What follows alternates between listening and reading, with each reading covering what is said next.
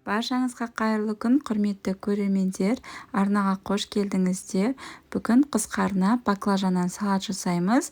Бұл өте дәмді әрі тойымды ерекше салаттардың бірі. Жасалу жолы да өте оңай.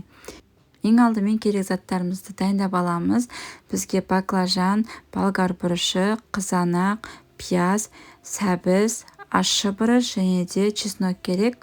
Барлық заттарымызды алдын ала жуып, дайындап, аршып алатын боламыз. Пиязымызды 4 бұрышты етіп турап аламыз.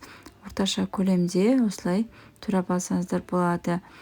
Немесе жартылай дөңгелектеп турап алсаңыздар да болады. Өз қалауларыңыз бойынша мен осылай 4 бұрышты етіп турап шықтым.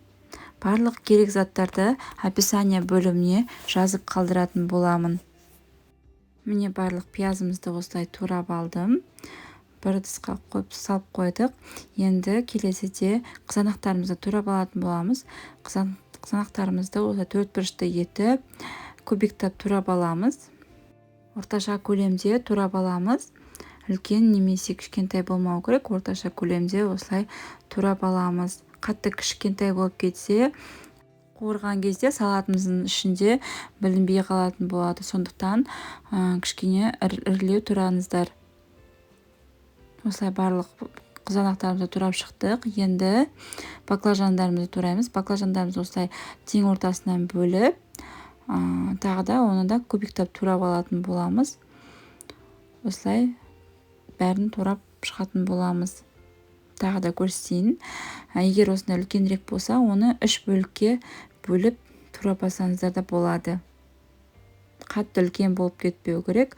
Кішкентай болса, өте әдемі көрінетін болады салаттардың ішінде.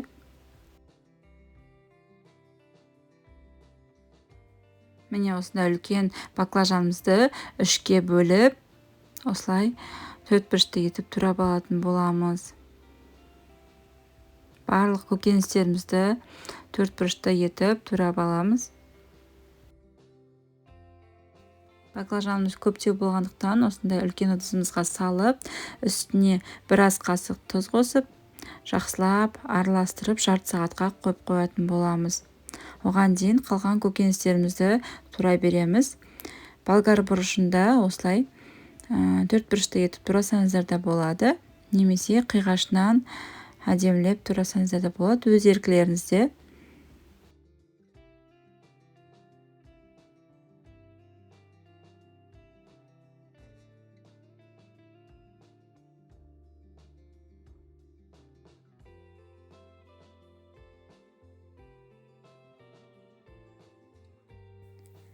Міне мен осылай қиғашынан да турадым.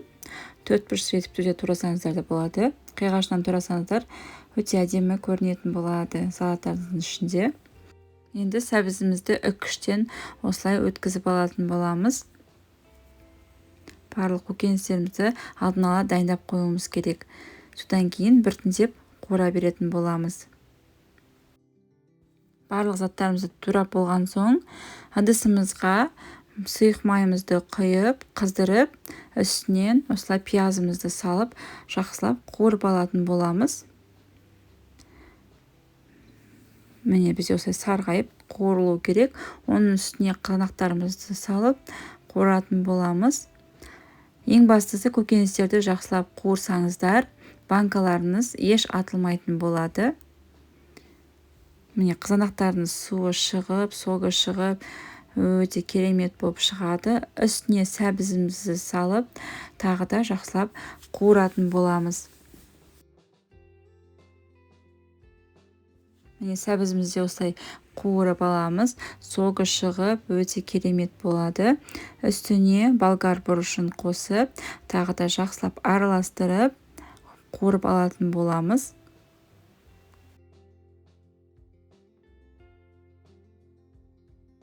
Болгар бұрышымыз салғаннан кейін жақсылап қуырылған соң, үстіне осы баклажандарымызды салып алатын боламыз.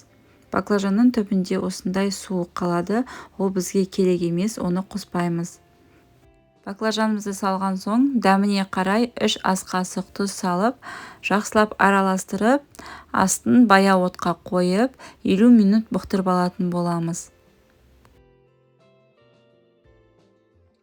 Мен 1 сағаттай бұқтырдым, жақсылап араластырып, дәмін көріп, керегенше тұз салсаңыздар да болады. Енді үстіне чесногымыз бен ащы бұрышымызды және де ас көктерімізді, кинзамызды салып, жақсылап араластырып, тағы да бір 15-20 минутқа бұқтырып алатын боламыз.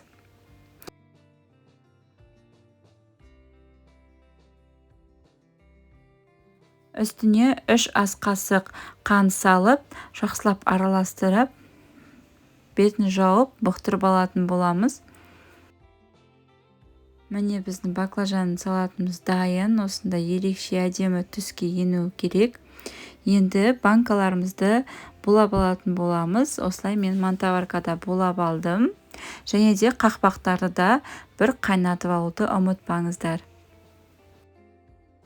Енді дайын болған салатымызды буланған банкаларымызға құйып шығатын боламыз. Мен осылай барлық банкаларға құйып шықтым. Менде осы рецепт бойынша 9 литр салат шықты. Барлығын салып, жауып алдым. Қысқа нағыз керек, өте дәмді салаттардың бірі. Құрметті көрермендер, қазақша контентті қолдап, арнаға тіркеліп, лайк басып, комментария бөліміне өз пікірлеріңізді жаза кетсеңіздер. Міне салатымызды осылай барлық банкаларға салып, бұрап шықтым. Өте дәмді, ерекше салаттардың бірі. Ыстық тағам ретінде қолдансаңыздар да болады. Дәмі өте керемет. Егер сіз баклажанды жақсы көрсеңіз, осы салатты міндетті түрде жасап көруіңізге кеңес беремін. Дәмі өте ерекше болып шығады. Егер сіздер осы рецептпен жасасаңыздар, банкаларыңыз еш атылмайды. Еш қорықпай осы рецептпен жасап көрсеңіздер болады. Сіздерге сөзсіз ұнайды деген ойдамын. Видеоның соңына дейін қарағандарыңызға рахмет. Сіздермен бірге болған мен Айдана.